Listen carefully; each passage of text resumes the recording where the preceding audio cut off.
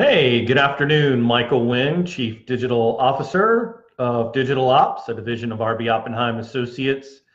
Today, we're going to pick up on the four-part series that we're talking about that started on Friday, which was how to build a strategic marketing plan for 2019. So this is going to be number two, series number two, a part of that. So part one was understanding a market awareness or your situation analysis. And today is going to be part two, which is conducting a self-assessment, or also known as a SWOT analysis. And if you're not familiar with the SWOT term, SWOT, that stands for strength, weaknesses, opportunities, and threats. And this is really an important part of putting together a strategic marketing plan, because inside of the exercise of going through your strengths, going through your weaknesses, looking at your opportunities, and realizing your threats, you really start to form the basis of what you're being able to clearly define your objectives and target audiences, which is going to be step three, which we'll cover tomorrow. So let's dive into strengths. So as you're trying to think about what your strengths are, obviously, what are you good at? What are your advantages? Do you have a great location? Do you have the right staff? You really have to kind of think through, what are those strengths that work to your advantage? What are you better at than, sort of the rest of the field?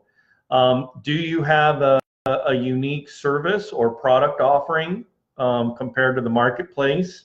And then maybe think about what is the public's perceived strengths. What do you think the public sees as your strength? So putting that together, I think, is also helpful. And then obviously you want to include your value proposition as part of your strength. So going down that list, creating your strengths, and then moving on to the second component of the SWOT analysis, which is to really analyze your weaknesses. So where are your areas to improve? Do you need to improve your products, your services, your processes?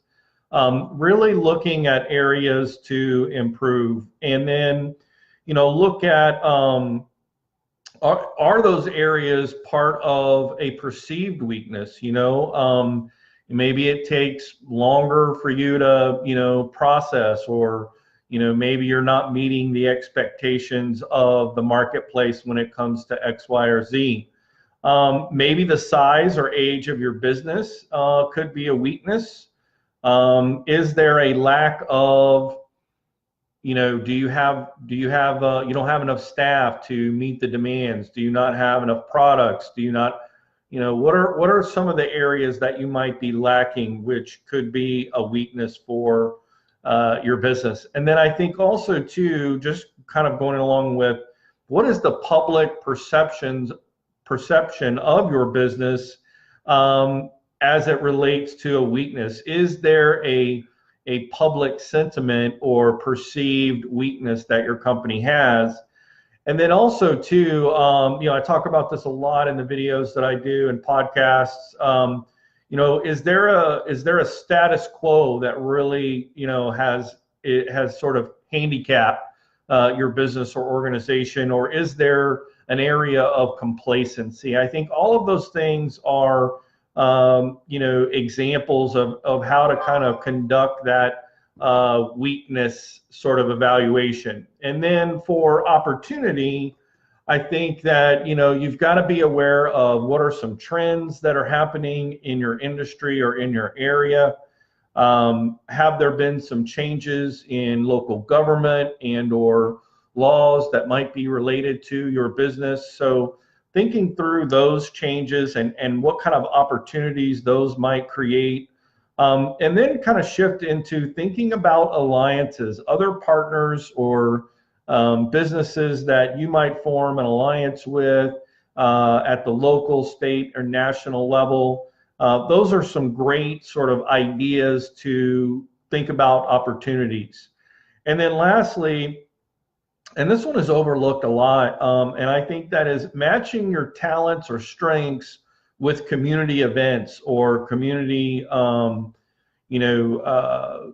special programs or initiatives. So, and again, what I mean by matching those talents, so if you're really good at, teaching, then look for those opportunities to share that. Or if you're really good at, whatever those skills and abilities are, look for opportunities to match that with community events, because being involved in your community and applying your strengths is a great opportunity for growth. Lastly, I think we definitely have to focus on what are some threats. What are threats to your business? And I think number one is going to be competitive. What are your competitors' advantages over you? Do they have more employees? Do they have better, time to market? Do they have lower cost? All the different factors that your competitor might have over you. Next, a threat might be an internal policy or personnel. So looking at, things like, disgruntled employees could be an issue if you don't have the right human resource and or employee training and awards program, mentoring programs, or any other internal policy or procedure that could create a threat. Number three, definitely in today's age, security protocols and or compliance issues, whether that's related to the web or whether it's related to proprietary protected information regarding your customers. So those protocols or compliance issues could be a threat to your business. And then lastly, what about a weakness that is overlooked? If you've gone through and you've identified in your weakness exercise, if you don't address those things, if they continue to linger, those can become a true threat to shutting your business down or drastically impact business's capability of growing and scaling. So those are sort of the four areas of a SWOT analysis. And again, as you kind of go through each one of these, it really will impact your next step, which is those creating your business objectives and identifying your target audiences. So again, if you go back through and you look at your strengths of your business and you think about your advantages, what are you better at? What's your unique service? What's your value proposition? And how does the public perceive you as, what are public perceived strengths of your business? And then looking at your weaknesses, just to recap, where are your areas to improve? Is it the size of your business, the age of your business? Is it a lack of something that you're lacking in your business structure? What are your perceived weaknesses when it comes to public perception? And is the status quo or complacency an issue that's caused a weakness? And lastly, with opportunities, look for new trends, laws, or changes in government. Alliances, look for local, state, and national opportunities to connect with other vendors or businesses that have similar goals and values. And then look for those opportunities with match your talents with community opportunities and or events that might be taking place. And to recap, the threats is looking at your competitor advantages. What advantages does your competitor have over you? And again, internal policies or personnel threats, security protocols or compliance issues, and lastly, a weakness not addressed. So that is really kind of giving you guys a scope on how to conduct your own self-assessment or SWOT analysis, which is the larger part of creating a killer marketing strategic plan for 2019.